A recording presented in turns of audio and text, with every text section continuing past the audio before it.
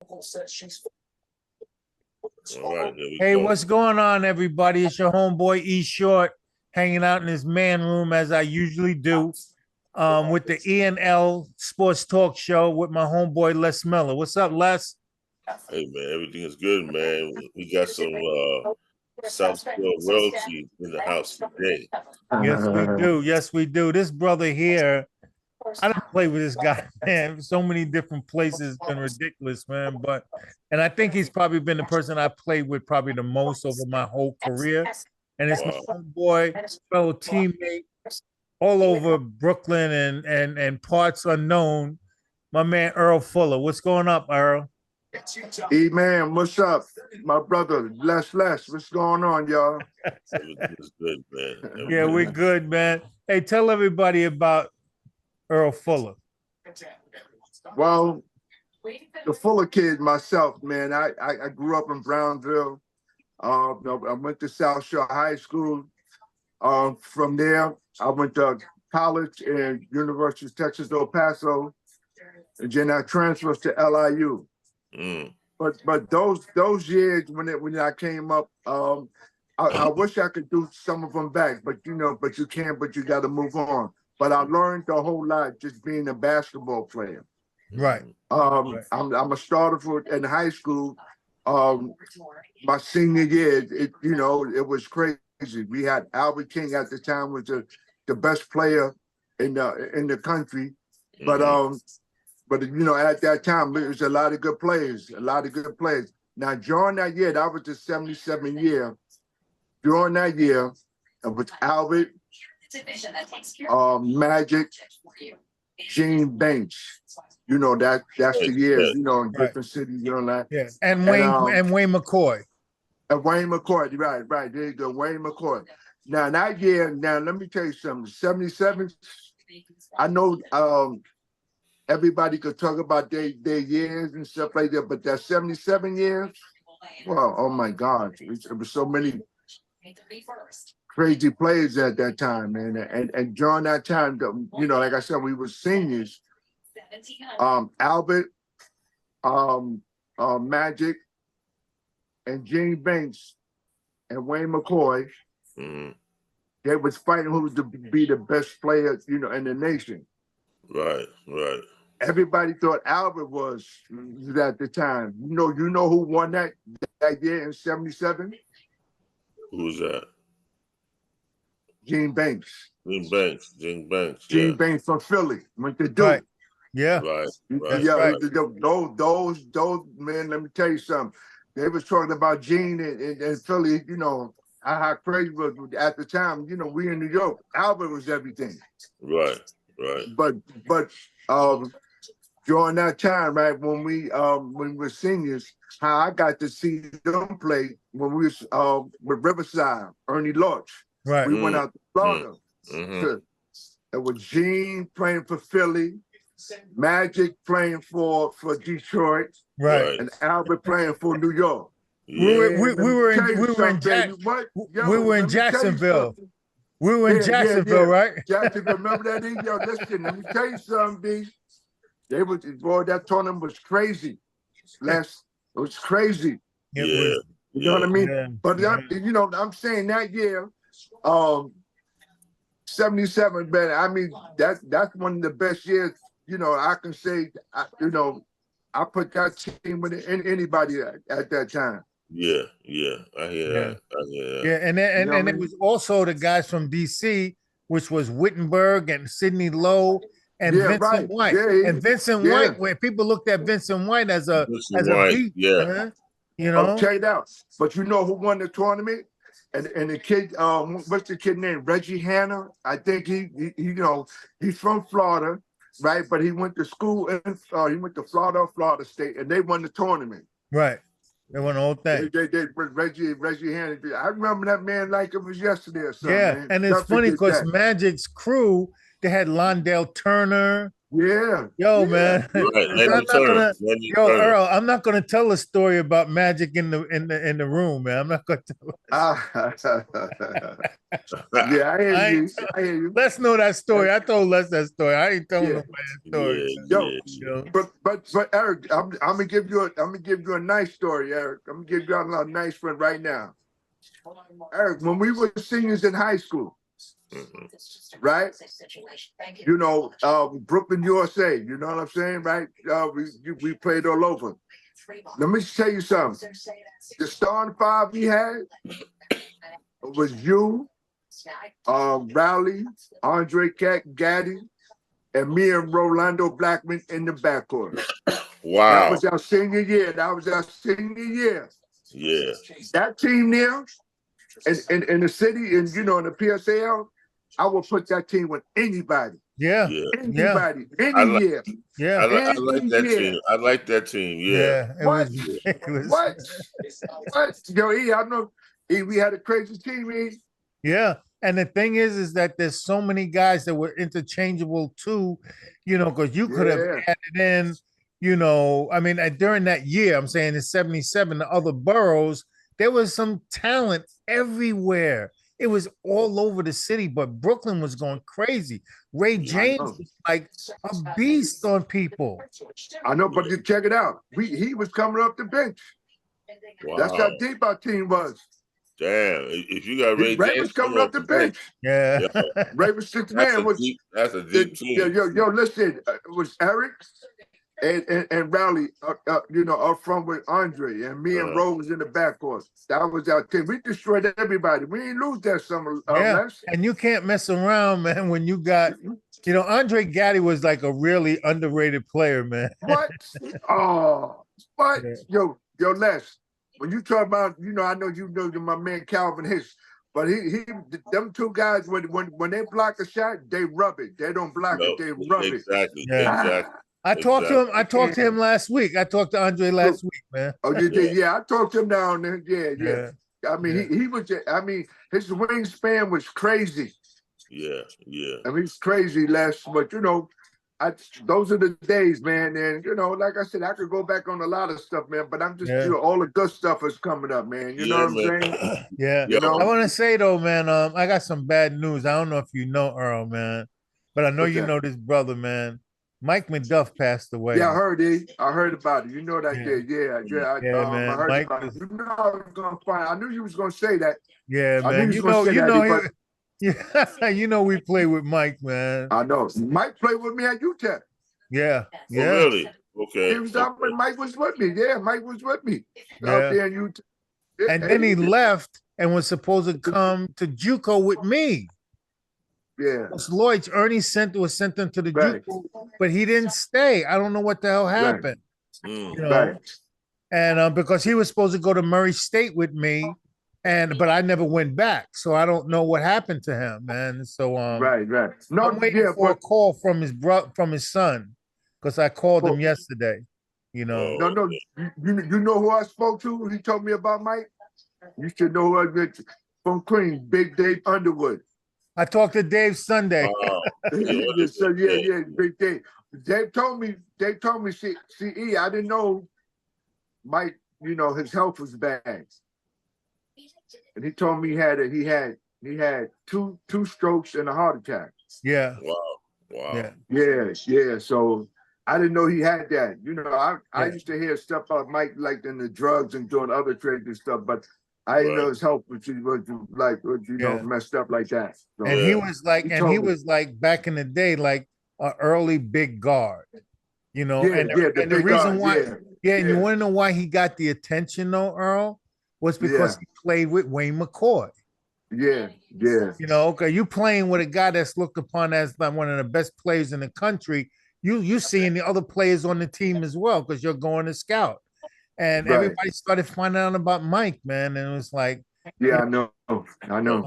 He was a crazy dude. Yeah. Yo, Les, man. Yes. I got a question for my man Les. Les, you came out. What year you came out, Les? With us. 77. Oh, you said Les, you with us. Yeah. But I don't Les. When they was picking the team for the wheelchair classic and Brooklyn, did you come down for trials? What happened? No, man. I'm gonna tell you a quick story. Okay, yeah. So, I didn't know who the fuck you were, right? Right. I only played my senior year at Tech, right? Oh, okay, right. So all my coaches talking is about this guy Earl Fuller. I was like, who the fuck is this nigga? So about you guys were like number one in the city. And our first game was against you. So this is my first official game. So I'm I'm the man on Brooklyn Tech. But I'm like, who's this Earl Fuller guy? So about 3 plays in, man, you did some gypsy doodle and one shit. And I was like, okay, now I know who Earl Fuller is. Bro, we beat you guys, right? Right. That was probably our first win, and we probably lost the next 9 games. Yeah, but I was like, that's Earl Fuller. Okay, I understand the hype, Yeah. No, because at that time, I like your game. You was long, you're athletic. You know what I'm saying? Yeah. Because like you said, you just started your senior year. But I hear you, my brother. Yes, sir. Yeah, you want to hear some crazy stuff? Him and Calvin Hicks, both of them only played their senior years at Tech. Yeah. Wow, ain't that something? Wow. Yeah, and they were in the school all those years. And not playing. Yeah. Not playing. I hear you. And you know where they were playing? They were playing in the YMCA Church League in Flatbush, which we all grew up playing in. Right. I'm serious. On what was that? Lennox and Nostrand Avenue. Lennox Road and Nostrand Avenue. Yeah, man, for Lennox Road Baptist Church. Right. I'm serious, man. Yo, that team. Yo, Earl, that team could have been better than 500 high school basketball team. Oh, absolutely. During our era. Yeah. Right. Calvin Hicks less than me. Calvin Hicks less than me. Oh man. Yeah. That's what I'm talking about. I know. Man. And Earl, and then check this out, man. When all y'all came back to LIU, I was supposed to be the next guy. I was supposed to come back too, man. But it was one of those things where my pop says, because I was upset my freshman year. I was starting at center because Don McAllister, Big Don, rest in peace. He was the starting center, but he got me to go to Hartwick. And my freshman year, I'm 18 grades behind. I'm fucking up in school. I'm starting, but I'm not playing the best. So George Worthy said, "Hey man, Earl's coming back. Earl Fuller's coming back. Riley Carita's coming back. You need to come back." Right? And then my father said to me, he said, Les, I will support you if you want to come back to Brooklyn, but if you run, you may always run. And that's the day I became a man. And I stayed up at Harvard 4 years, got my degree on time. I'm in the Hall of Fame up there. And that wouldn't have happened if I had come back, living downtown Brooklyn. You know what I mean? Messing around with Earl in the dorm. I hear you.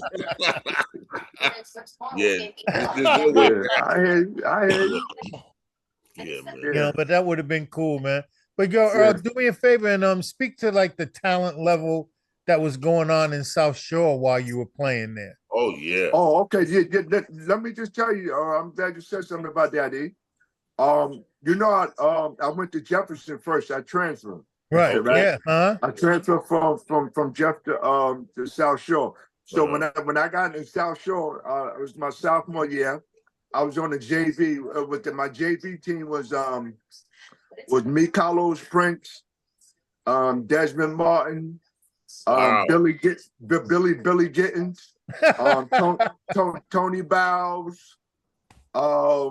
We had a crazy team, man. God damn, she did the names I just made.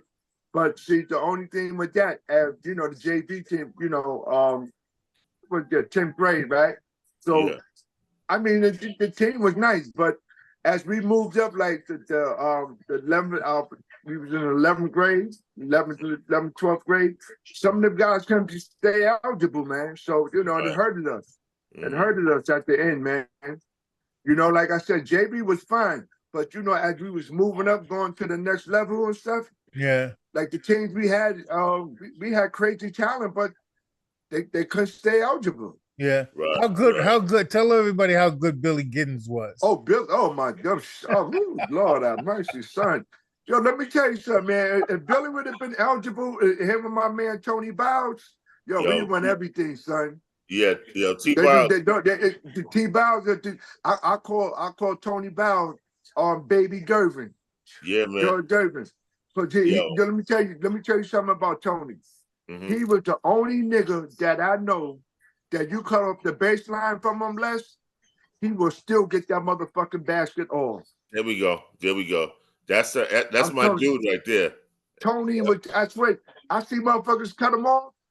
He do some shit. Say, get the fuck out of here. But he get that shit from. T was the bad motherfucker. Then him and Billy, myself, we had Carlos French, man. Listen.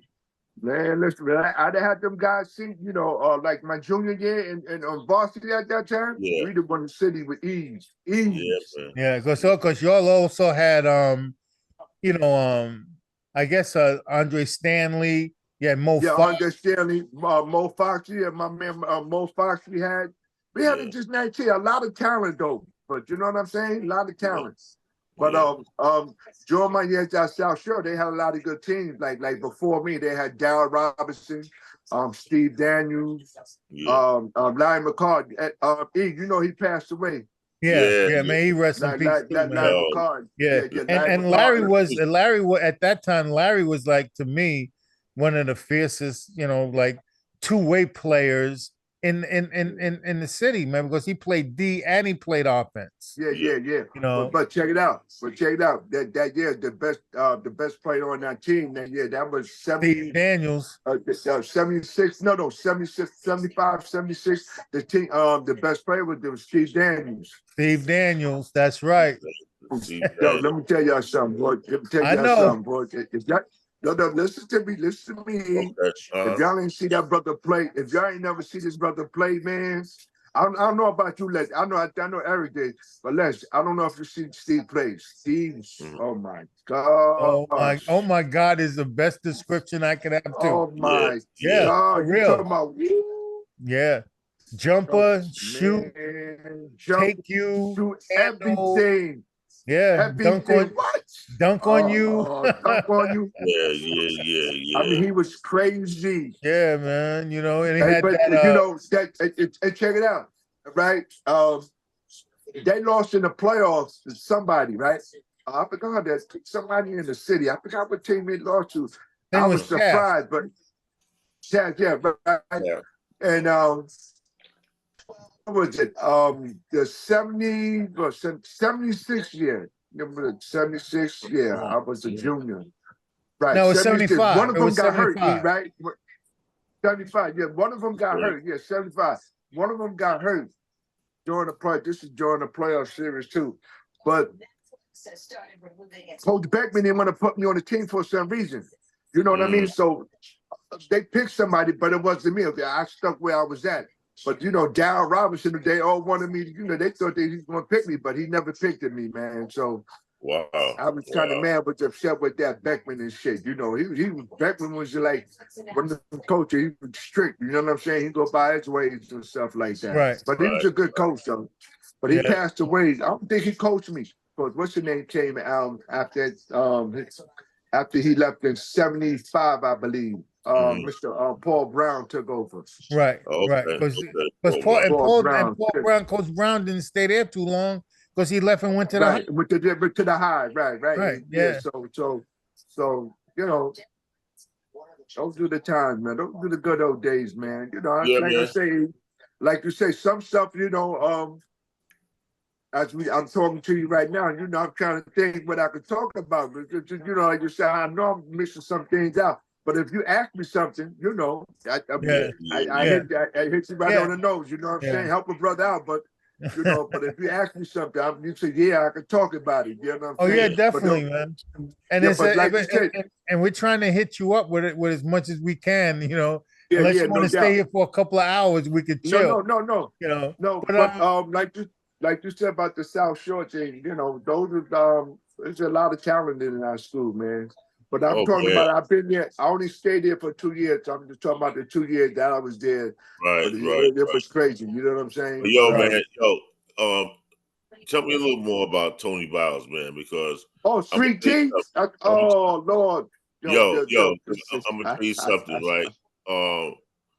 It's like if I had to start a team, man, I'd pick Tony Biles, man.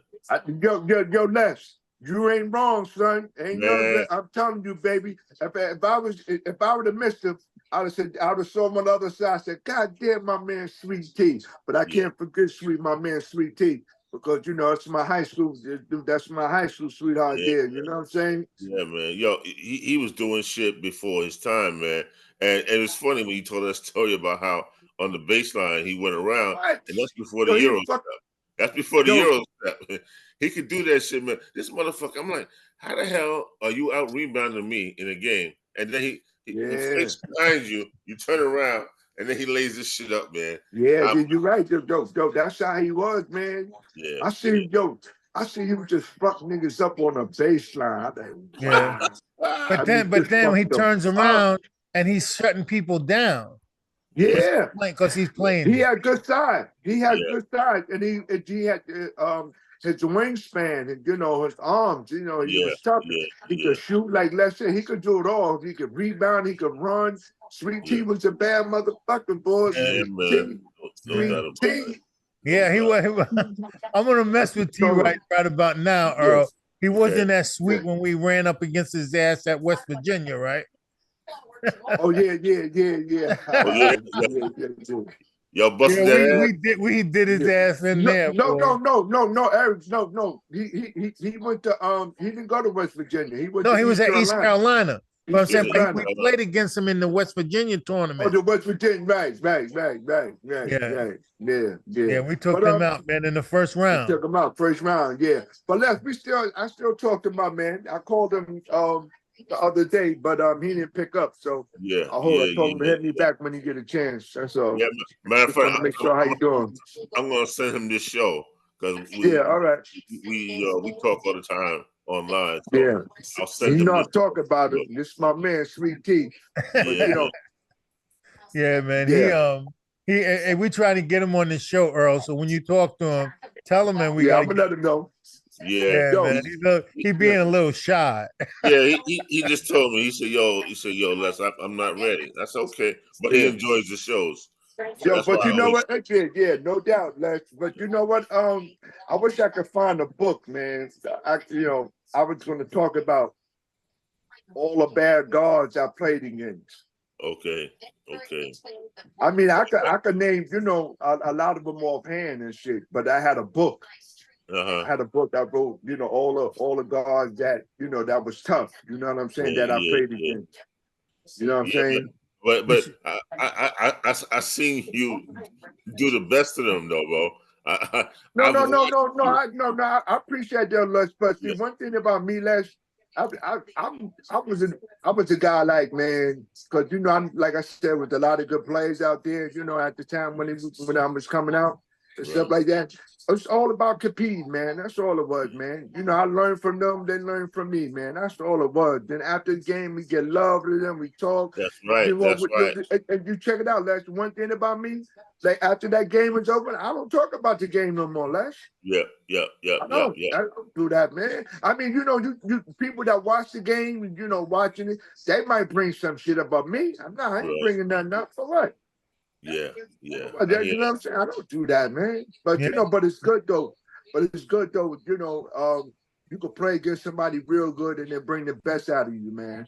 And that's how I learned. And I really, my era, that's what I'm saying. I'm really glad I came out that year.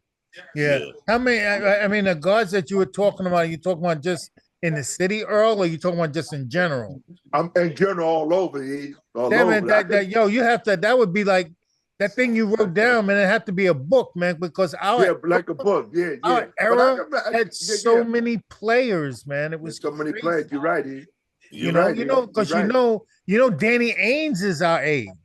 Yeah, I played against. Check it out. Oh, I'm glad you said that. Let me go back to my college days. This one and UTEP, University of Texas El Paso. Yo, let me tell you something, man. Right at the time when I came was a fresh. We had 9 freshmen on my team in UTEP. Right. The conference was my school, New Mexico, BYU, Utah, Vegas, Arizona, and Arizona State. Okay. Right? Now, BYU had Danny Ainge. They were good. I played against him. Danny Ainge, right? One pro and all that, right? Right. New Mexico, Michael Cooper, Russell Sanders. Right. Yeah, Russ. Marvin Johnson. They had a crazy team. A couple of guys from Uptown, Will Smiley and them guys like that, right? Right. So the next team, Colorado State. They had this team. They had this brother named Barry Young, right? He was tough. Then don't forget, we have Vegas too, the Running Rebels. Right, right. Them motherfuckers had, I think it was, who they had? Smith. It was one of the Smith brothers and his brother named Hubbard. But let me tell y'all something, man. The baddest motherfucker in that conference during that year, all the names I told you, like Michael Cooper and Danny Ainge and all that, Danny Frames and Tom Chambers, they wasn't the baddest boy in the conference. His brother named Barry Young from Colorado State. East. Wow. He was like 6'6". I'm surprised, when at the time when he was a senior, I'm surprised he get drafted. He did get drafted. I'm surprised he didn't make it, man. But that year, I think that he was a senior. Danny Ainge, Chambers, Tom Brains, Michael Cooper. They went pros. They went. Cooper went to the Lakers. Ainge went to the Celtics. Celtics, yeah. Yeah, Tom Chambers went to Phoenix, and Danny Brains went to Philly. Okay. Yeah, Brains is with Philly, right? Yeah, went to Philly. Yeah, I remember that. I remember that. I remember all that, man. Played against them all, but now what I did down my freshman year, I let all 5'9" guards in my height. I let the nation in scorn. Okay. So that was shit. Wow. Because you pulling up. No, but check it out. But see, where I went to UTEP, my coach John Hatchon at the time, he was slowing it down because he just slowed my game down. But I did my thing though. But a lot of people say that Earl, like let me give you a good example. Like we played New Mexico because they like to go up and down the court. What's the coach name? Norm, I think it's Norm Stellenberger, something like that, right? Okay. So he used to talk to me. He said, "Man, listen, you should try to come down here and do New Mexico. You see me running." But I didn't think about it and all that. And but he said he just hoped, slowing the game down. But but like some stuff I could do over again. I would, but you can't. You got to move forward. You just learn from your mistakes at the time. Yeah. That's all it is. That's all. And you adjusted to the slowdown game, so you. I did. I did. Sure enough, did. I'm glad you said that.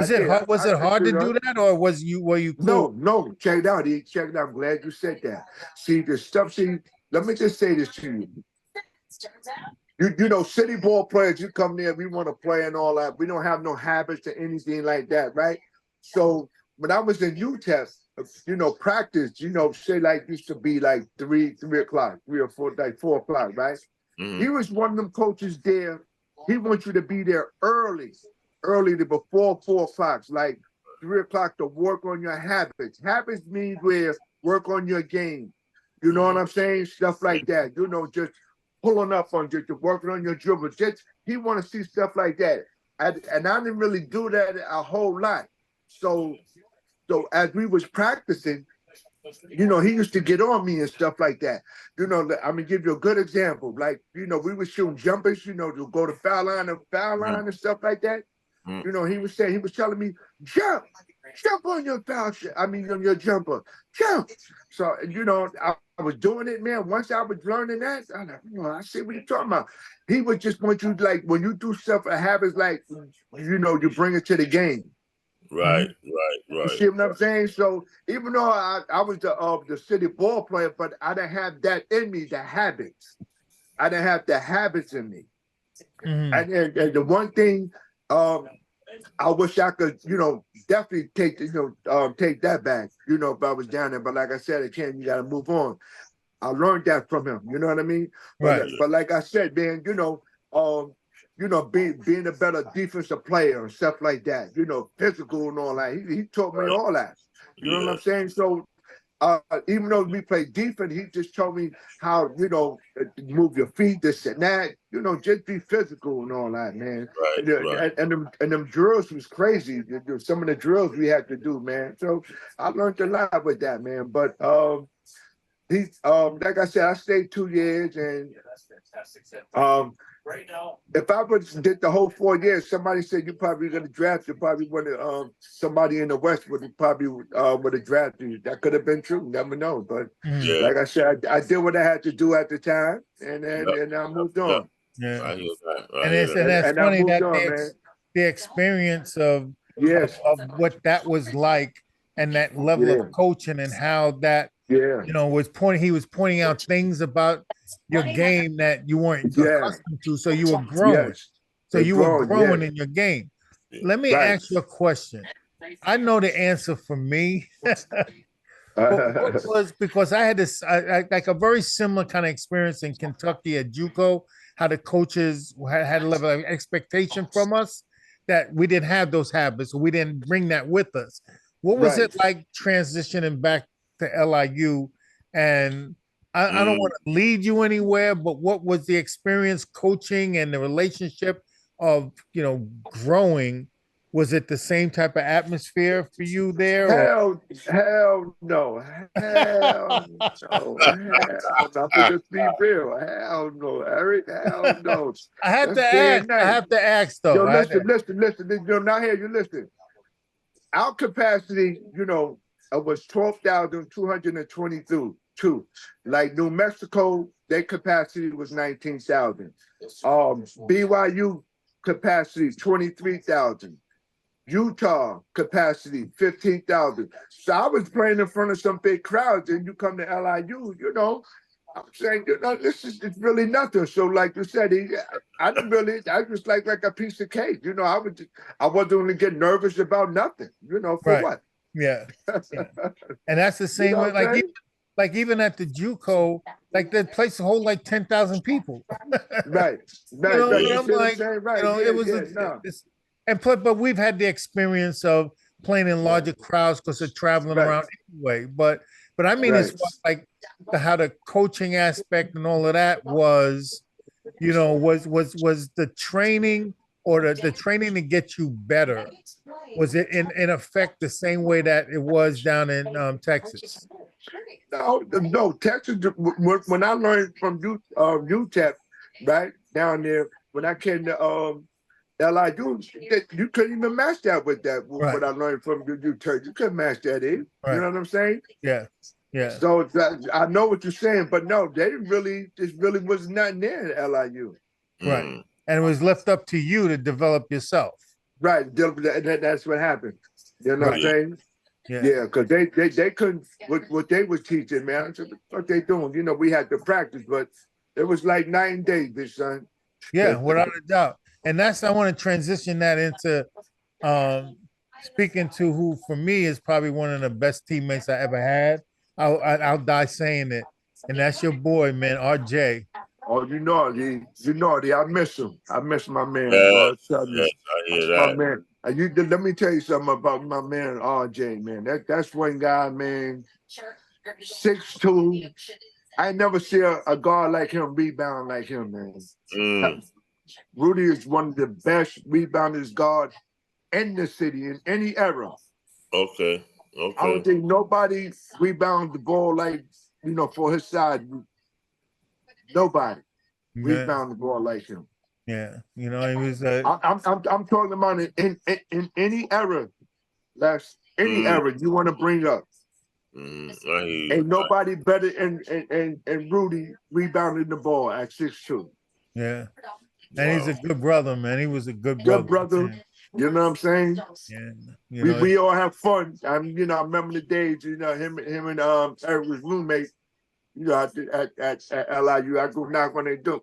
Yeah, look, those are the good old days, man. Those are the good old days, man. Those are the good old days, man. Yeah, but, I ain't opening. I I ain't opening the door for you, man. You never did. You never did. He never opened the door. We ain't gonna say why. Don't say why. No. Yeah, I ain't even getting to that. You know what I'm saying? No, I ain't gonna do that. No, I won't do that. You're gonna get me in trouble. No, I ain't gonna do that. But those were the good old days, man. But I do miss my man though, for sure though. Yeah, man. He was a good leader too, man. I mean, he was. He touched all of us the way that we wanted to be touched. And I mean, in conversation and stuff. Like you had when you communicate with, he would look at me, he was like, "Yo, E," and I know what he's talking about. And I never got that from the coaches, but I got it from Rudy. Right. Yeah, I know. Yeah, and that's crazy, man. It's like, but you were the same way. Like you just give that look like, "Yo, E, yo, E." Like I know what you're talking about, And we never got it from the adults that were in charge. Yeah, no, like you said, what I learned from you, Jeff, I said, hey, you can't even talk about that. That's day and night. Yeah, big difference, Big difference. That's all I'm saying. Big difference. Yeah. Yo, Earl, I want to ask you a question though, man. Sure. So, how was my boy, man, Skeet, man? Skeet is doing good. My brother's good, man. We played a lot of games together, man. And you play with Skeet, yeah? Okay. Man, man. Lower East Side with I think the coach was Frank. And we played together, man. And he would touch my hands like my point guard in college because I'm catching all the passes. You know what I mean? Yeah. He was cutting out on people too, right, Les? I said he was cutting out on people too, right? He was cutting out on people too, right? Yes, he was. Yeah. But the fuller family, an expertise that a lot of people, would have died for, man, and that's speed. Yeah, exactly. When you're gifted with speed, that's something that you can't teach that to people. Yeah, and it's like, and to expose and use that as your skill set, it makes things so much harder for people, to be able to compete against you. So at the early age, man, who was it that was influential in getting y'all, and not just you, but your brothers, like in that mode? Like, who were the early teachers for you? Yeah. Let me talk about that. I would coach with the Brownsville Jets with Jocko and them. Okay. Jocko, Greg Jackson and them. Yeah, we used to. We started off at the Self-Flow Projects, and then we moved down to the BRC. That's where I started when with my youth coming up and all that. With Brownsville Jets and stuff, like you said. I know when I was coming up with them, man, all we did was press. We turn people, get them steals, like what the kids say these days, cookies. So we should tell them, we should get them cookies, boy. Turn you. That was it. We turn you, boy. You was done. Yeah, and that's the standard that was taught. Right? That was taught. Listen, let me tell you something. We practiced that every day. That was our routine. Right. You know what I'm saying? If coming up. Like you say, you practice. I don't care what it is, as long as you practice it, you're going to be good at it. And that's what happened with when I was coming up with with the Jets. All we do is press, man, and we turn people. Once we turn you, we got that steal. Right. Yeah. You got that steal. But like you said, you gotta practice that. You know what I'm saying? You gotta work on something. And I'm glad, like I said, and that was the important time as I was coming up. Being young, having teachers, like you said, somebody teaching you the game, the basics of basketball. You got coaches now these days don't know nothing, man. Right. Yeah. They don't know nothing. They don't listen. See, where these coaches lost at, man? Let me tell you where they lost at. Fundamentals. They don't know nothing about fundamentals. Come on, man. They don't know nothing. Listen, that's the first thing you teach kids fundamentals. They don't know anything about that. Yo, say that again, bro, because I'm gonna tell you, know man. What I'm saying? It's crazy, Les. It's crazy. When I teach these kids, not today, man, it's like I lose so many kids because they're on YouTube watching some some crazy shit. Kyrie puts a basketball in a plastic bag, and this is how he dribbles. I said, look, man, do you know how to post up? Do you know how to? I said, the guy's like, nah, he's 6'5", and he's telling me I want to have an all-around game. I'm like, well, start with this. How about that? I said, LeBron James knows how to post up. You need to know how to post up.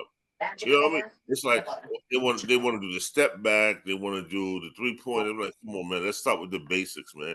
And then next thing you know, I don't see the kids anymore because my philosophy is too old for them. But that philosophy is what starts basketball. You got to know how to pick and roll. You got to know how to post up. You know what I mean? All those things are still relevant today. You know? Yeah. But the coaches don't spend the time and do it. You know? Yeah. But like you said, that's basketball. Yes. That's basketball. I mean, that's how we was taught. And these kids these days, and like you said, man, they be going in the video and do that and one shit. They say, yo, man, there ain't no goddamn basketball, son. Right. Yes. You gotta learn it. You gotta learn it back. I see kids, you know what's funny too, man? I'll be watching a lot of basketball. And I'll be watching these coaches, so-called coaches, right? As they team playing and stuff like that. Be a good game. They could be up a whole lot of points and all of a sudden they lose the lead. And I watch how they lose the lead. And these coaches, man, they don't know when to call a timeout and how to get a player, it's situated where, listen, this is how you throw the pass. You gotta go down here. They don't do any of that. No. You know what I'm saying? They don't do nothing like that. Well, it's not just that. When you call a timeout when you know when somebody making a mistake. Tell them about the mistake. Yeah.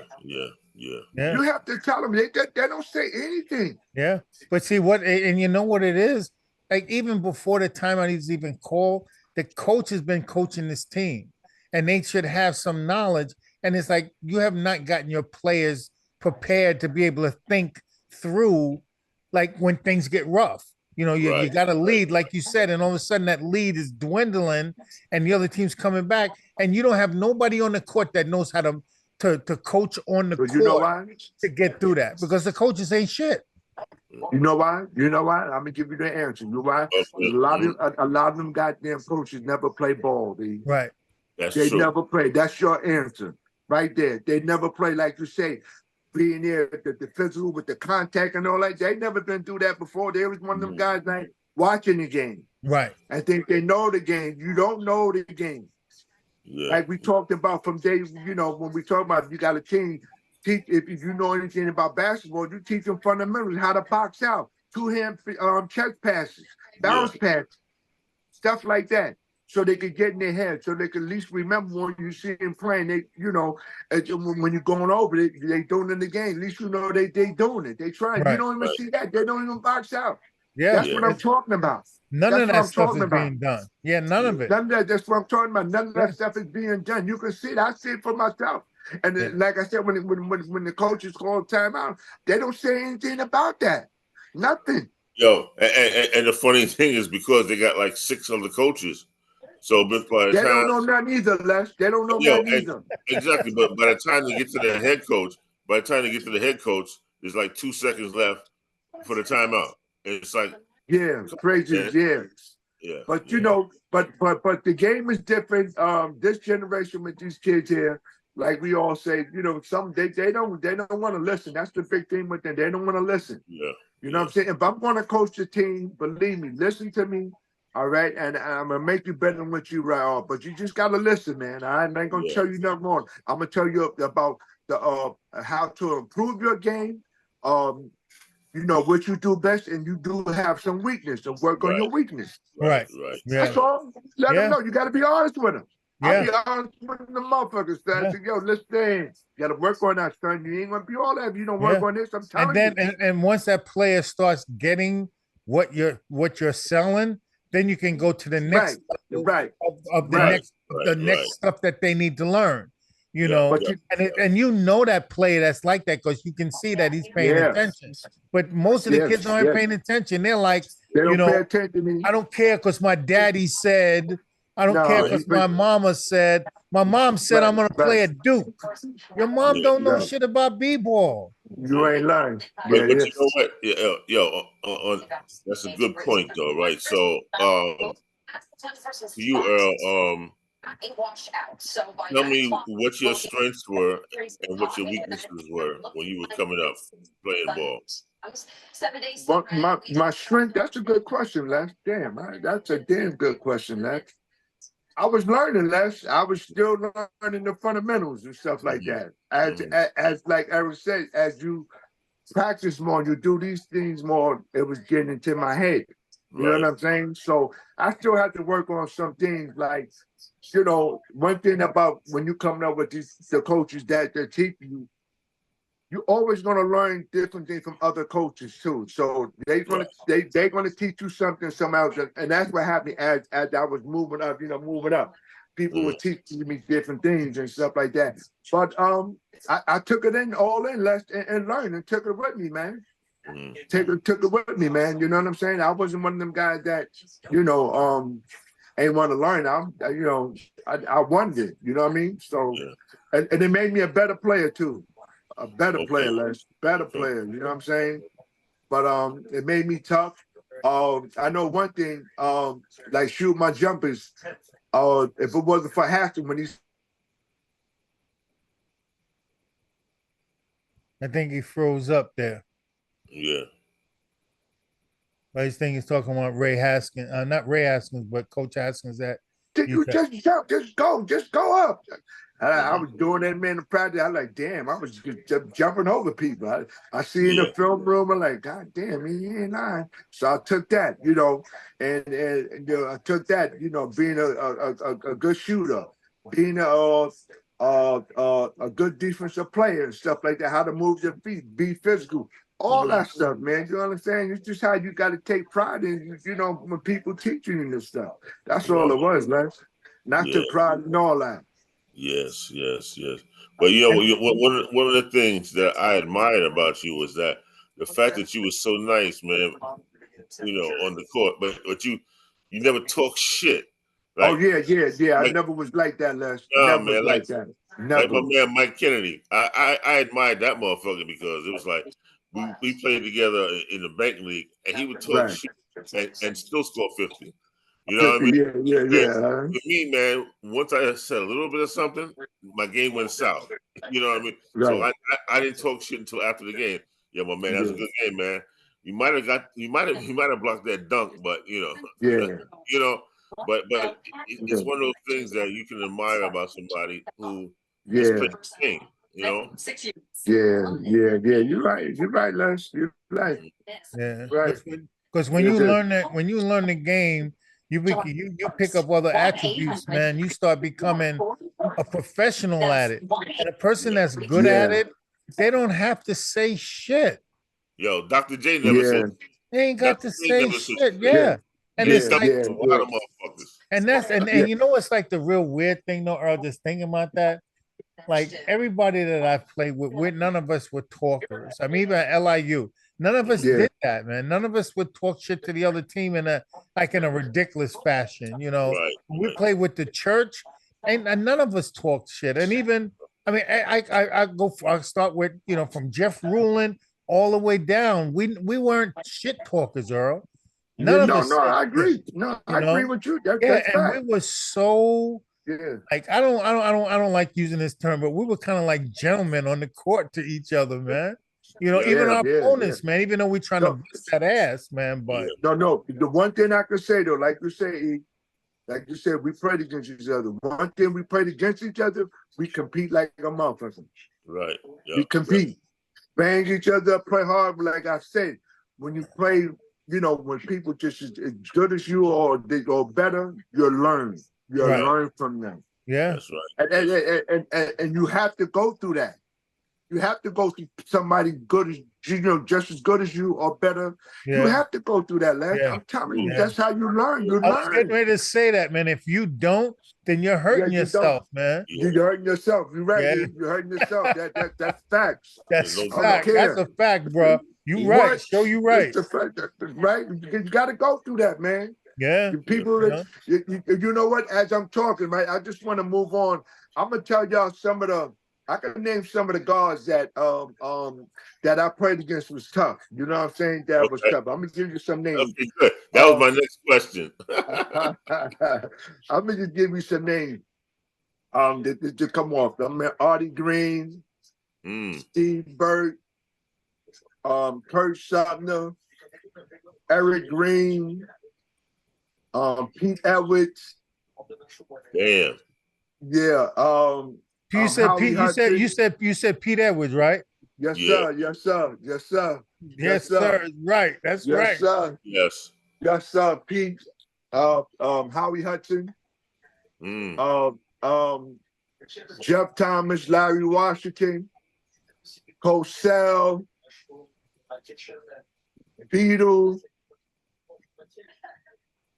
Dave Maxwell. Wow.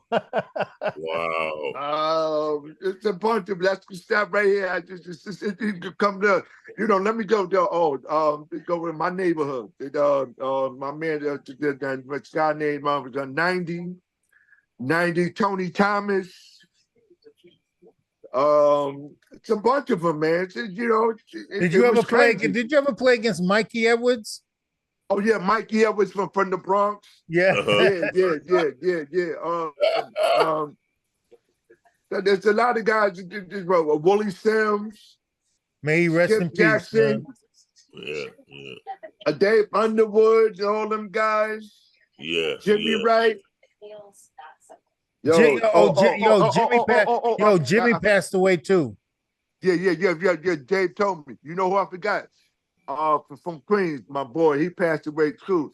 Craig Pendergrass. Craig Pendergrass. There you go. Yes, sir. Man, please. Yeah, Craig was nice, man. Yo, Les, I could go on and on, son. Yeah. See, at that time when you was coming up, see them names. You forgot Kenny Page, man. and Renando Blackman. Yeah. See, those names there. Phil Seymour. Yeah, Seymour, that's what I'm saying. So those guys push you. You get better. You learn. You know what I'm saying? Nobody said. You know what's so funny about that, man? What I just said. All them guys that I named. None of them say, we played against each other or I bust his ass. They don't. We don't say that. Right. We don't say that. Yeah. Because we competing. We have respect for each other.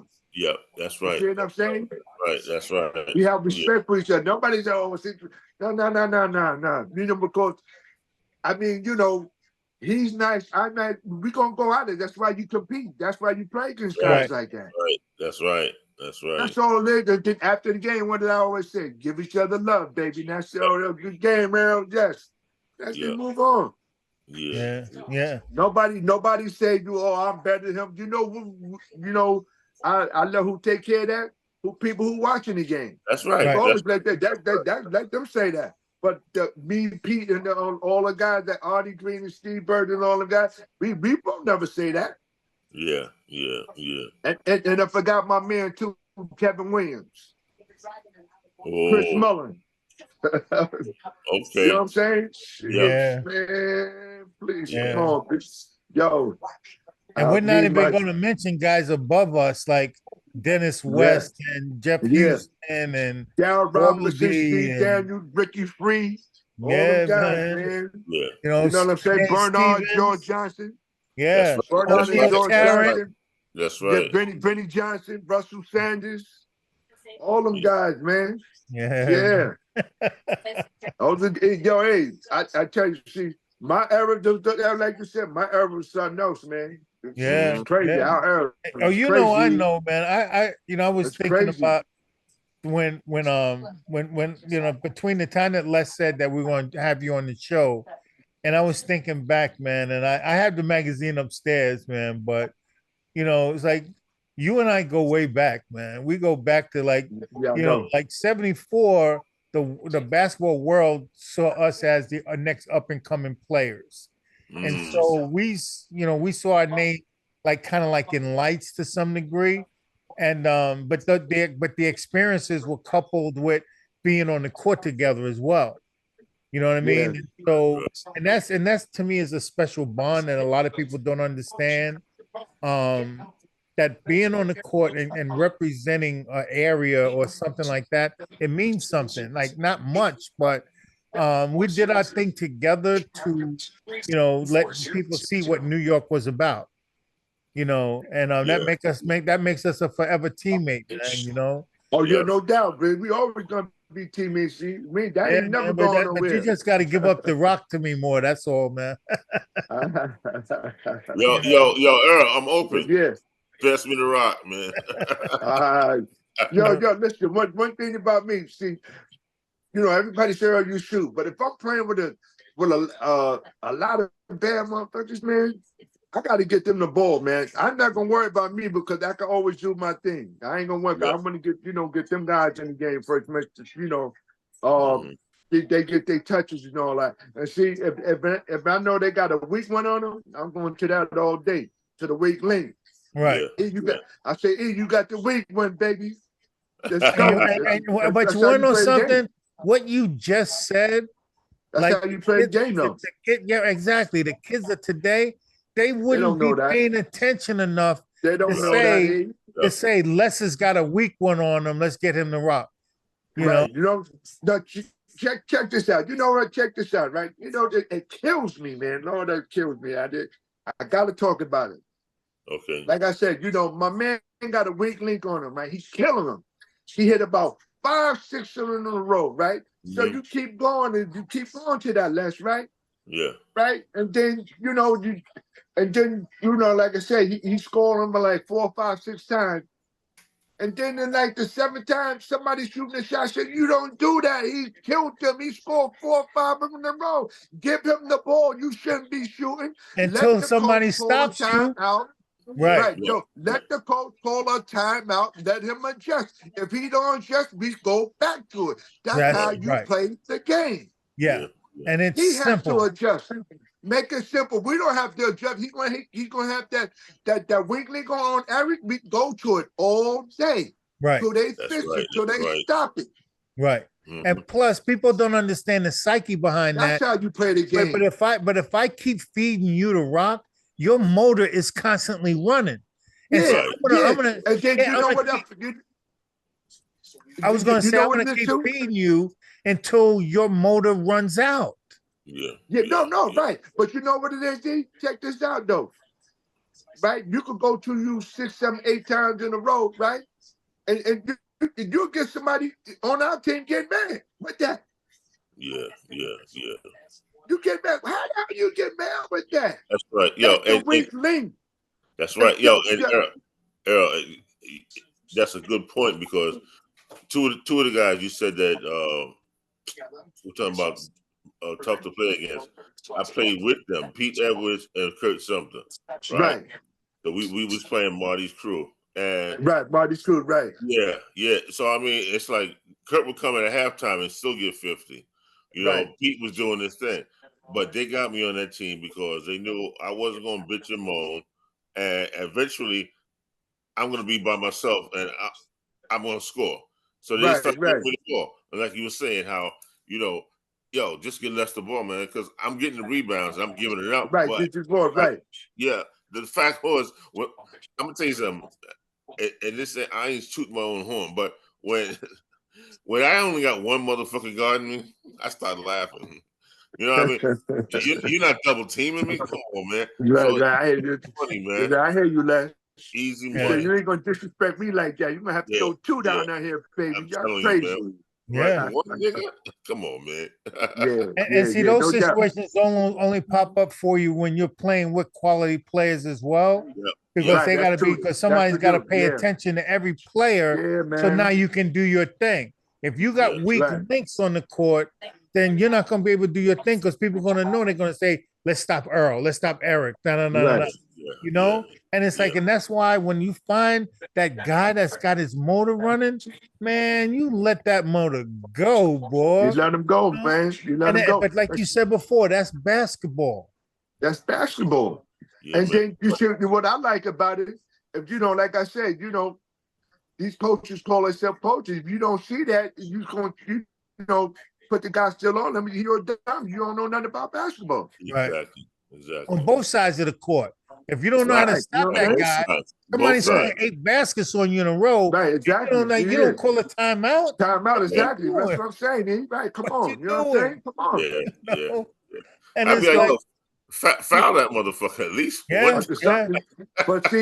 But see, like I see that still in a lot of basketball. You guys don't know how to go to the wing link. When they do find it, the guys kill them. Somebody on the team is getting mad because they ain't scoring. Right. You know, ain't scoring. Right. We eating them up. What you mean? He could get 50. Yeah, you know we up by 20. We up by 20 and our teammates killing a guy and you mad. Killing them. Right. Yeah, you mad. exactly. What you mad about? A lot of people like that. I be watching. I said, and I be looking at, I be on the sideline and I say, I'm looking, I said, damn, that motherfucker mad. Yo, I'm wide open, man. You know, you mad because he killing them? Yeah, right. I be looking at that. See, like I said, I want to tell you, man, one time, man, I seen Gil Reynolds, man. I was watching a team play. I think it was like Cortez and Al were playing. We were like 14 years old. And somebody on the team got pissed off because somebody scored some baskets. And Gil turned around to the bench and said, if you score a basket, I score a basket. Even if I don't even get in the game. And it's like, so if you're my teammate and you score a basket, that means I scored. So I should I don't understand you motherfuckers. That's what it's and it's like, because if you score, we score. That's right. That's plain and simple. And it's and just imagine somebody getting an attitude like that when they're playing soccer. Because you don't get many chances to score in soccer. So if your teammate scores in soccer, but oh man, fucking Earl scored and I didn't. So now I'm gonna I know. It would be obvious though. That's obvious, right? You know, but in b-ball, being that you touch the rock so much, every time down the court, you're like, you don't notice it, man. But a guy like that, I don't want to play with a guy like that, Earl, to be quite honest with you. Listen, I don't need him on my team. Yeah. That's right. That's all. You don't need him. That's all. I don't care how nice you are. Exactly. I don't need him. Yeah. You know what I'm saying? Because like I say, because it's going to be a game where, the guy who over bitching, it's going to be a game where you're going to have a weakling. You're going to have to go to you. You know what I'm saying? I'm going to make sure the ball goes in your hand because you have the weak one and you eating his ass up. That's how the game is played, son. That's right. Okay? Right. Eating his ass up. Yeah. And it's simple. It's a simple concept. But you understand that, Earl, because you learn. And like you learn that. You got to learn that. But like you said before, coaches ain't teaching that because they ain't teaching. Nah, you're right. Nah. These coaches, DJs, hell no. Yeah. Hell no. They got to. But with that being said, what do you think, Earl? Well, I got 2 questions for you. The first one is, you have to tell everybody how you got the name Blade. I don't want to forget that. Hold on. Second question is, what do you think of the status of the game? And you need to talk about the game all over the world, the country, or just in New York or Brooklyn. However you want to answer this, fine. All right, I'm gonna answer the first one. Razor blade. I went. That's the one I want to know. The razor blade. What happened? I had a when I was in Texas, I had a gold razor blade. A gold razor blade chain, chain with gold razor, right? Yeah. So, I play with it, in the park and in the tournaments and stuff like that. And, like I said, I would shoot shoot them long jumpers and stuff like that. And Phil Foreman, he gave me the name Razor. Then he said, no, razor blade. So, you know, there was razor blade, right? So, you know, like I said, because, you know, I was shooting shit out that motherfucking ball then, you know, jumping, deep jumping and stuff like that. You know, I jump over you and stuff like that. And then, you know, they gave me the razor blade. But Bill said, we're going to give you razor blade. He said, nah, we just going to go with razor. So that's how I got the name Razor, a razor blade. Wow. So it's Phil Foreman, huh? Yeah, with Phil Foreman. Because I had, like I said, I had the a gold razor blade, you know, with the chain on it and stuff like that. And you know, since then, man, you know, I had that chain on. They just call me Razor Blade. And then, you know, like I said, some people start calling me Blade, but I like Blade better. Blade. Yeah. I want to tell you, man, Phil, I guess Phil and Kurt. Every time I seen Kurt call you, he don't call you by your name. Kurt never called you by your name. He called you Blade. Every single time I seen Kurt call you, it's like, yo, Blade. You know, they call me Blade. Yeah, right. That's what he does. Yeah, that's what he do. Yeah. I mean, it just stuck with me. But check it out. Let me just say something. See, people, like I say, if you want to get a name, that's any kind of name you want to get, you got to earn that name. Right. That's right. That's the fact. Any name, you got to earn that name. But there's one other thing. You know what I'm if saying? you want a name and Phil Foreman give you a name, it sticks. That's the deal. That's my dude. Phil's my dude, man. Yeah. You know. But that's up. But E, the second question. I'm glad you said that second question. Yo, E, let me just talk about New York basketball. Yo, E, Les, our New York basketball is going down, man. These kids, right now with this AAU shit, man, you know, it's fucking the kids up because they don't go to school. They don't have the grades. You know, with that shit, with this year, with no championship game. You know what I'm saying? Right. No peer. You know they have no PSL championship game this year, y'all. Y'all know that, right? Right. Yeah. With that shit with Jeff and South Shore. You know, South Shore. You know, even though they had 8 schools in there, playing guys like they in their 20s and shit. You know, on the team, and Jeff using Jeff using guys when you're not eligible. Still making them play. I ain't never hear no shit like that. If you wasn't eligible, you wasn't eligible. The adults change the grades.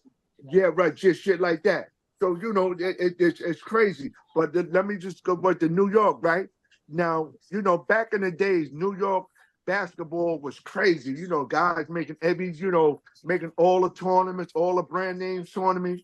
New York, for the last couple of years, New York doesn't have nobody in the major basketball tournaments like the McDonald's, the Jordan classes. They don't have that no more. New York don't get players no more, man. Yeah. Think about it. The Jordan class. Think about the last previous years. A New York ball player. Yeah, the most you might be none or one. Right. None or one. Right. Basketball in New York is down, like you said, overseas and stuff like that. That's where they're going. College, that's where college is going now. They're going overseas, getting them big guys and stuff. They do one thing I say about them guys overseas, they fundamental sound. Yeah. That's true. Yeah. That's true. But see, You know the system, but this is, I've done a lot of thinking about this, Earl, like the system in America holds people back and it allows the snakes to get involved, right? Whereas if you go to Europe, they allow you to coach your player during the off season. They allow players to do whatever. There's no rules. It's like how somebody going to have rules on me if I'm learning how to play chess? You can't play chess between June and September. What? Like why? Like why? I don't understand. You know, you can't talk to that guy. That guy, you're a chess player and you get a scholarship. That guy can't buy you a Pepsi. What? Right. That's right. But look at the difference. So as time goes on, the grass is growing in Europe, but it ain't growing in America. I know, right. You know, right. And it's always growing in overseas. Right. Always. Right. And then the NBA, right, but the NBA identified that and they started they fought to get NBA players to play amateur competition like in the Olympics. And the Olympics, yeah. So, I'm so a glad they did lot of that things too. are changing, and that's fine. Yeah, But the most yeah. important thing that has changed, with all those changes, be fine. But once again, guys are not coachable, and the coaches that are around, they can't teach because we don't. Because if no matter what they do, if we had great coaches around, it wouldn't make a difference. But we don't. We don't anymore, like you said earlier. Very true. You know, Right. So and that's what fights off all of the BS rules, is that you got great coaches teaching the game. They ain't doing that no more. Now you don't have no coaches. You don't have Because none, mommy man. and daddy are coaching on the ride home from those AAU games. Son, you're going to Duke. Son, you're going to Rutgers. Blah blah blah. You don't know what the kid's doing. Half of the parents don't know the game. They never play the game. they just looking to see what it is. You got to know the game, man. Just more to that. What your son doing. And plus, they see that special thing that gets everybody in trouble all the time because it bypasses what you need to be doing, and that's a dollar sign. You see a dollar sign. You think your son's going to be, Bronny James or LeBron or the Greek. No, you have to earn, like you said. You said a couple of things, Earl, in this conversation: earning stuff, teaching, learning, learning, and kind of like being a good teammate. Those are like all those basic things that you said, Earl. Like you should write a book about that shit, man, because it's the truth. But you telling the truth. I'm telling the truth, right? That's the fact. That's the facts, man. That's right. You know that, man. And we all see like it, I say, and if like there are players that are in like the Jordan Classic or the McDonald's game, and they're from New York, you'd never know, because what happens, like the sneaker company might come and take the kid out of school and send them to Mount Verdi or the ING, and you don't know where the kid is from. Yeah, you never know, man. But I mean, though, it's just crazy right now. It's just crazy, man. But how would you fix it? How would I fix it? I mean, I don't guess you can fix it right now. It's too far out there right now. Yeah. You know what I mean? Because you know why? Because you said the key word, the dollar sign.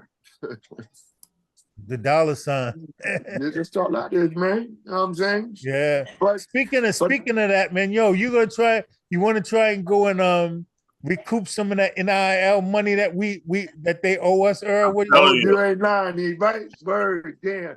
When I heard that, man, I like, God damn. It's always like, you just got to come out the right time. We didn't come out the right time, That's all it was. Yeah. Because it's funny, man. Because like you said about how many players were good in New York or just in Brooklyn alone, back in the day, all of us would have had NIL deals, man. Oh, that's what I'm saying. Like I said, these guys right now playing ball right now, these high school guys, they don't go to school. They go to grades, and you talk to them. Where you going at? I don't know, JC. They say JC, junior college, but you don't know if they're going. Some do, some go, some don't, man. And just, sometimes you see them in the city. They never went anywhere. It's crazy, man. I'd be like, I don't know, man. You gotta go to school, man. You want to be somebody. You gotta go to school. Yeah. Gotta get grades. It's not like where, you come down to high school, you going to get drafted. You ain't one of them like a Dow Dawkins and Bill Willoughby. Certain guys can do that, man. All y'all guys can't do it. You don't have that type of skill, son. Right. Everybody's not born like that. You know what I'm saying? You gotta have a type of skill for all that. And plus, school is so expensive. Right, you know what I'm saying? Yeah. And then, but like I said, if you got game, if you got good coaches, you're a good listener, and then and your parents and you're barely making it home, a scholarship is a good way to go to help mommy out. Yeah. But meanwhile, there's a guy that hangs out in the park all the time, and you're playing for him, and he's like, Earl, man, you're the best guard in the city. Earl, you're the best guard in the city. Yeah, Earl, you got somebody in your ear. You're right. Like a year later, what are you thinking? You're the best guard in the city, that you're going to make it to the league because that guy's feeding you, man. Right. That's what it is. And that's how it is, too. That's how it is, just like that. And you don't see them guys, they don't get invited to a camp. They might get invited to a camp. Then after that, you don't hear none of them no more after that shit. Yeah. That's right. Yeah. That's right. And the real deal is, keep your head down, do exactly the things that you said that one should do, and compete. And then the end That's all result it is is, man. and compete because that journey, when you finish competing, you look back, I did it right. Right. And You doing did it it right right. is not Yeah. making it to the league. It means you Right. competed. You Right. You we know competed, what the right. standard is. People don't know Right. what the standard. They don't like the rule book of how you should conduct yourself as a basketball player, as a young player into your your adult years. Like people disregard that book, and we were forced to read that book. There was no book, but I'm Right. just saying we were forced to learn that you had to do certain things. They don't do that. None of that stuff is done anymore because it's like you go It's from no. here to the league. That's what everything is. Yes, I'm that's here it. right now, but I'm going to the league. Right. And it's crazy, man, and it hurts. No, It it's hurts to crazy. see the It's game that crazy. we love turn into this. Exactly. Yeah. Earl, I Yeah. got Yes. my one last question for you, man. Is when in your younger years did you ever think about like I'm going to the league? You know what? Les, at that time they were drafting a lot of big guards, so I got caught between at that time Magic, Danny Ainge, Michael Cooper, who else is the Billy Ray Bates, Mike Evans. So at the Reggie time, Pierce, Reggie Pierce. So those were big guards and stuff. I was coming out with big guards and stuff like that. They were drafting big then. And then the years later on, then they start drafting small guards. I just got caught, you know what I'm saying? But I'm not saying I couldn't play. I was doing my thing. I had a couple of trials left. I did my thing. Yeah, we know. but everybody just wanted big guards. Right. Everybody. Everybody at that time overseas. When I tried to even go overseas, Les, I did my thing. I was over there. Me and Mike Edwards was there together at for the camp. Mike Edwards from the Bronx. Right. Mike Edwards. Yeah. So he was with me. He was down. He was with me at the camp. They had a trial for overseas. Yeah, I forgot, it was somewhere in Brooklyn, but me and Mike was the only one, was there. And then they had a couple other guys and stuff like that. But it was nice though, man. It was real nice, man. Real nice. But like I said, everybody wanted big guards. Big guards. Yeah, and the landscape is so different when the opportunity bypasses you. You don't think about it, man. A lot of people, at least for me, I didn't think about it. I know a lot of people do, but I was kind of like, just in my mind, you're kind of like happy that it was over. I mean, did you have that feeling, Earl, that you're kind of like, you know what? I'm glad this shit is over. I'm not chasing it anymore. Now, let me just tell you, man. I was like, man, it didn't bother me at all, because you know why? I know they say I came out the wrong time with the big guards, but I know I had, I had game. I can play. I didn't never let it bother me. You know what I mean? Right. I didn't care. I had, once I got out of it, something I really wanted. I got a lot of experience out of that. You know what I mean? The experience to me the whole life. So I got that, and just knew how to. The game was at the time when it comes to stuff like that too. I knew a lot. I learned a whole lot about that. How that shit go when you go to these camps and this and that. I knew all that. So but it was a nice experience, and I didn't get down on myself. But and I'm going to add something else to that too, Eric. Right? I know a lot of guys like what you just said. A lot of guys, they thought they was going to go pro, this and that. You know what I mean, right? So it didn't work out. Some of them destroyed themselves. Right. Yep. Yeah, I know. You know who, right? Yeah, that's what I'm saying. Some of them did not know that. But see, I didn't do that. I was going to let that shit happen to me. Right. Yeah. I knew at the time, like I said, I came in with it. You know, they were drafting big guards. I learned a lot of experience. I knew I had the game. Mm-hmm. I wasn't going to get mad on myself. Do nothing crazy. You know what I'm saying? Mm-hmm. You know, cut myself. You know, nothing crazy. Hell no, I wasn't doing that. Yeah. But I learned a lot from that. You know what I mean? But like I was telling Eric, you know, just now, but telling y'all just now, I know a couple of people like they said it was gonna go, you know, make pros, and then it wasn't the same person no more. Yeah. Yeah. Yeah. Yeah. You know, I know. It wasn't the same, man. The person that sticks in my mind is Riley. You know, and Valley. he became a different person, man, and he never expressed why or how, but I knew it was related to the level of failure, or that, so to speak, that occurs when you don't make it. And I always wonder from people, because I know how I would accept it. I know how Les did, you know, and you had, like, you know, I know all of y'all, but some people I know that, you know, that got drafted and didn't make it. I know that it turned out bad for them. You know, yeah. you know,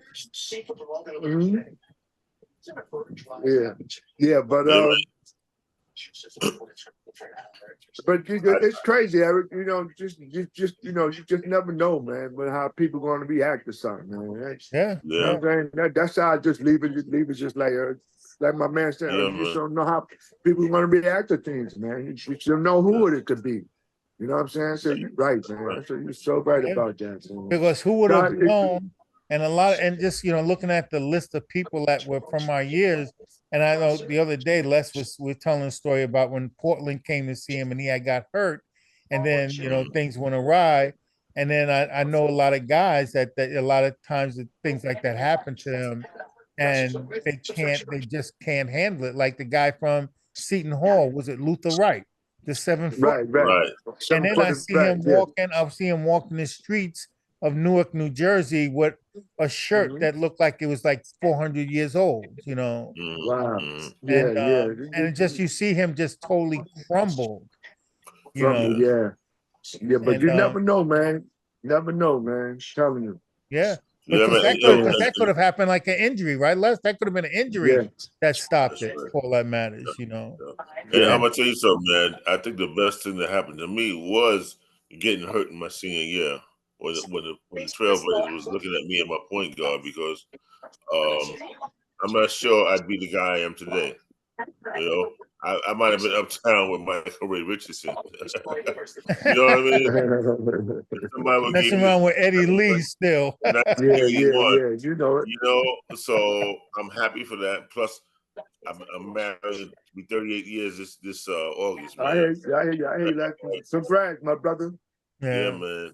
You know, so, and it's like, and life goes on, man. You know, you keep it moving, and just no like doubt, the game, just like the game. You know? And it's like, and life is hard, because to me, how I looked at it, I mean, not then, but now, because it's a job. Those jobs, those straight up, no matter what anybody says, I know it's basketball, but those are jobs. Those guys have a job. Absolutely. And you know, like you just go to any place, a job fair or interview, and there's a line of people or interviewing, or if you're an actor and you're going for casting or something, there's a line of people going for that job. And you know, everybody ain't gonna get it. No, you're right about that. That's right. And then, but you know what hurts, Earl? Everybody knows that. Parents know that. That story is not a new story. It's like all of a sudden, oh, you know, not everybody makes it in NBA. Everybody knew that for the past 70 years. But you know, but it's still a shock to them that they didn't make it. And you know, it's not easy. No, it is not. Three guys that have played major college basketball, we all would agree that it's not easy. Yeah. That shit takes some work, man. A whole lot of work.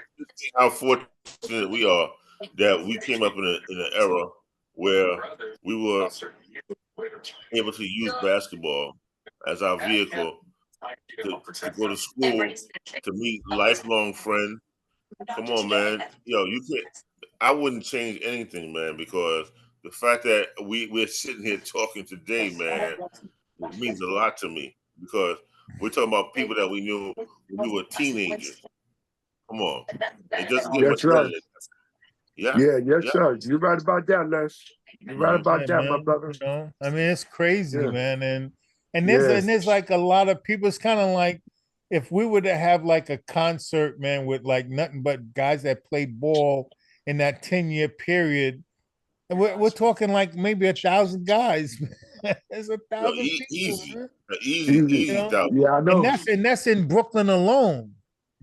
Right. That's right. You know? That's right. And we've been competing and friends since like let's just say the start of our high school year, 1973. Mm-hmm. You know, we're talking like 27, we're talking like 50 years. Yeah, I know. It's just crazy. That's how it is nerd now. Things just changing and all that and stuff like that. But like I said, I'm used to one way of doing things. I do it my way, the way I learn. That's it. Bottom line, nothing else. Yeah, you know, we all set in our ways, man, and that's right. we all have our traits, man. You know. Yeah. Even on the Earl, court, man, you know. Where are you living now, Earl? I'm in East New York right now. East New York. Okay. New York. Okay. Yes. Okay. Yeah. Cool. You know, I mean, it's kind of like I know Earl has no business being under the basket, and I know Les has no business being on the 3-point line. You know, and and that ain't never gonna change. Hold up. E, when we were 10 years old, though, I probably could have shot it because you know. No, Earl, hold on. Let him finish, Earl. Let him say this. He's right. When we were 10 years old, I was that guy. I would jump center, and then when I get the ball in the corner, they go back on defense because they know that's like a layup for me. Earl, I am not lying to you, and this is God's honest truth. All jokes aside, man. I think he was a better shooter than both of us when we were like 9, 10 years old. And I am not 10 years old. Yo, he was shooting. Yo, was Earl, like that, this guy was shooting threes before they were threes when he was like 10. I hear you, Les. I hear my brother. I hear you. Now he could. Yeah. He ain't hitting shit now. Now it's a heave.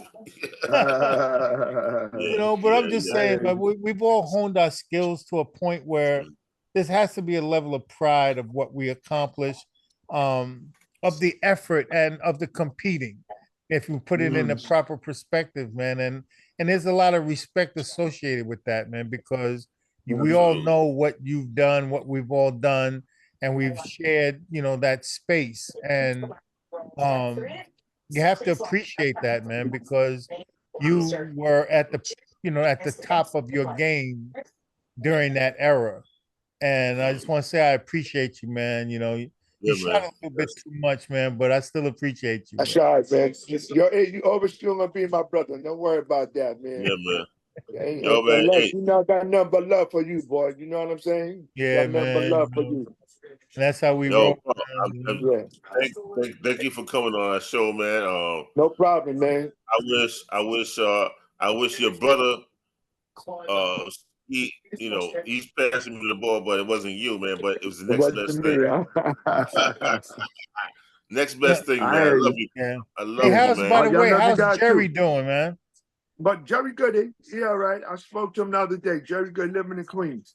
Oh, okay. Yeah, send my love to the brother, man. You know. Yeah, no doubt. I will, man. Absolutely. All right, but y'all be safe, man. Thanks for having me on, man. Yeah, man. Stay here, man. Don't go nowhere, man. But listen, everybody. Once again, South Shore, Long Island University legend, Brooklyn legend, Brownsville legend, Earl Fuller. Thank you for being on the show. You got anything to add, Les? No, man. I said it already. I wish I would have played with him more, you know, because I know I've been getting buckets. Yes, you would, Les. You getting dunked. Yes. So listen, everybody, y'all be safe. Once again, thank you all for being on the show, and I'll see you guys next time. Take care.